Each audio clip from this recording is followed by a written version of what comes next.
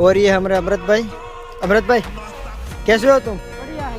क्या कर रहे हो अभी? जाल साफ कर रहे, क्या कर रहे हो? जाल डाल के फिर क्या पकड़ोगे? मच्छी पकड़ोगे? मेरे को लगा मेरे को सांप पकड़ोगे। सांप भी आता है उसके अंदर? सांप भी आता है? फिर उसको कैसे छोड़ाते हो सांप को?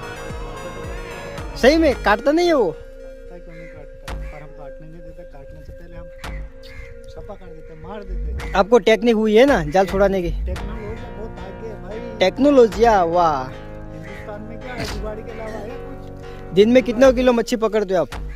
दिन में पकड़ लेते हैं 1500-1600 किलो आ जाता है, हमारा हो जाता है गुजारा। दाल रोटी चलती है, मजदूरी मिल जाती है आपको? मच्छी खाने को मिलती है इधर। आपको यहाँ पर कितने साल हुए धंधा करते हुए? मेरे को 8-9 साल हुए होंगे। 8-9 साल।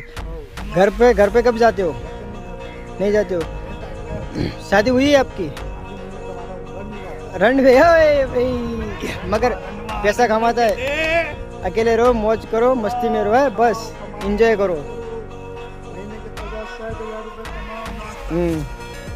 चलो આજના બ્લોગ માટે મિત્રો આપણે સમાપ્ત કરીએ।